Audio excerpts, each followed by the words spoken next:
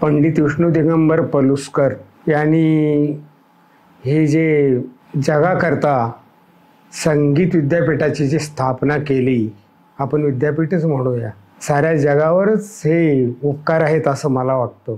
पलुसकरांच्या ह्या गांधर्व महाविद्यालयाच्या माध्यमातून जे काही अभ्यासक्रम आहे तो अभ्यासक्रम गायकी किंवा गळ्याकरता किंवा एक आपण असं म्हणतो या स्टेप बाय स्टेप ज्ञान होण्याकरता अतिशय उपयुक्त असा अभ्यास आहे खऱ्या अर्थाने. कारण त्यानंतर तसा क्रम मलाही कुठल्या विद्यापीठात पाहायला मिळाला नाही.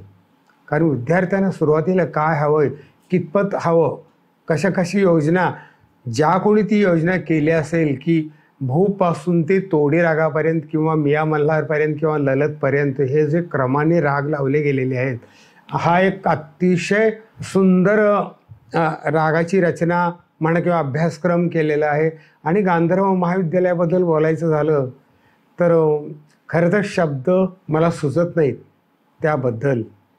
कारण आज मला सांगा तुम्ही, खेडोपाडी हे जे वातावरण निर्मिती झाली परीक्षेच्या माध्यमातून, प्रत्येकानं आता हल्ली की आपण परीक्षा दिली पाहिजे आणि पालकांनी बरंच यामध्ये एक इंटरेस्ट घेऊन मुलांना बसवतात आणि त्यांचा जो तो अभ्यासक्रम आहे त्या अभ्यासक्रमाच्या माध्यमातून प्रगती प्रत्येक वर्षी, आज यावर्षी पहिली, दुसऱ्या वर्षी दुसरी, तिसरी, अशा 6-7 परीक्षेपर्यंत म्हणा किंवा गायनाचार्य इथंपर्यंत या डॉक्टरेटपर्यंत ज्या परीक्षेचा जो क्रम लावलेला आहे तो होऊन जातो. आणि आता सगळ्या लोकांना या गोष्टीबद्दल एक गांधर्व महाविद्यालयाबद्दल एक अतिशय आपुलकी निर्माण झालेली आहे.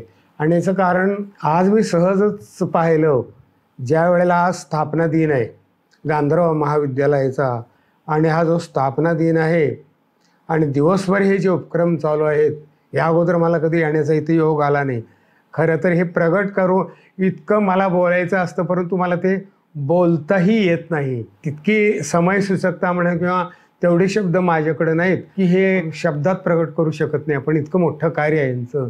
आणि ज्या वेळेला इथं आलो त्यावेळेला इथलं वातावरण किंवा इथं जे काही चाललं हे पाहिल्यानंतर असं वाटतं की त्यांना जे अपेक्षित होतं ती घडी खऱ्या अर्थाने आत्ता बसली असं वाटतं मला. आणि दिवसभराचे हे जे उपक्रम आहेत किंवा हे गुणवान विद्यार्थ्यांना जो हा स्टेज उपलब्ध करून देता तुम्ही गुणवान विद्यार्थ्यांना, आज दिवसभर नृत्याचे, गाण्याचे, वादनाचे, हे ज्या वेळेला नवीन छोटी मुलं एवढा छानपैकी सोलो स्टेजवर परफॉर्मन्स करतात, ते पाहून असं वाटतं की बाबा तुम्ही जे चिंतलेले कार्य आहेत ते कार्य नक्कीच खऱ्या अर्थाने यशस्वी होतंय.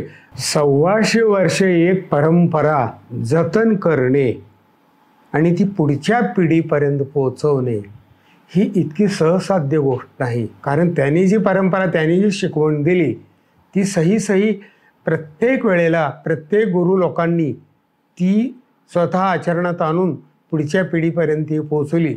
आणि याहीपेक्षा मला वाटतं गांधर्व महाविद्यालयाच्या ह्या माध्यमातून अतिशय चांगला, ज्याला आपण सुवर्णकाळ म्हणूया, अखिल भारतीय गांधर्व मंडळामुळे एक गोष्ट निर्माण झाली की भले तानसेन कमी झाले असतील पण कानसेन खूप चांगले निर्माण झाले. हे नक्कीच चांगली गोष्ट आहे. कारण ऐकणारे नसतील तर गायकाने गायचं कोणा पुढं, हा एक फार मोठा प्रश्न आहे याच्या पुढच्या पिढीला. तो जो प्रश्न सुटला तो या मंडळाच्या माध्यमातून सुटला गेला असं मला वाटतं. आणि हे फार मोठं कार्य मंडळाने केलेलं आहे. पुढच्या 125 वर्षाचं काय, याहीपेक्षा पुढं अनेक नवीन आता आमचे हे मंडळ आहे, आमचे सूर्यवंशी साहेब वगैरे म्हणा, ही सगळी लोक अनेक इतक्या चांगल्या कल्पना वरचीवर राबवत आहेत, काढत आहेत. मला सांगा तुम्ही, सामान्य शिक्षकातला मला एक अनुभव आला. मागच्या वेळेला मी आलो होतो, मला वाटतं पुरस्काराचा काहीतरी कार्यक्रम होता, त्यावेळेला आलो होतो की तुम्ही भारतभरातले निवडक ज्यांचं कार्य चांगलं आहे, जे गाण्यामध्ये कार्य करतायत किंवा त्या सगळ्या लोकांना पुरस्कार देऊन तुम्ही जी सन्मानित केले, हे अतिशय नंबर 1 गोष्ट तुम्ही केलेली आहे ह्या वेळेला असं मला वाटतं. कारण त्यांना कोण करणार मला सांगा तुम्ही. हे जे कार्य करतायत, मग खालच्या लेवलने जे कार्य करतायत ते संगीत शिक्षक सगळे, यांची कोण पाठ थोपटणार, यांना कोण शाबासकी देणार.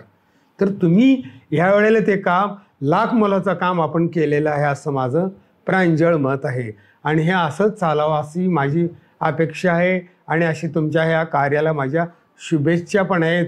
आणि 1.25 वर्ष पूर्ण व्हायला 2 वर्ष बाकी आहेत ना, तर याहीपेक्षा भव्य दिव्य असं काही तर निर्माण व्हावं अशी अपेक्षा आहे आणि त्याबद्दल माझ्याही मी शुभेच्छा देतो. धन्यवाद.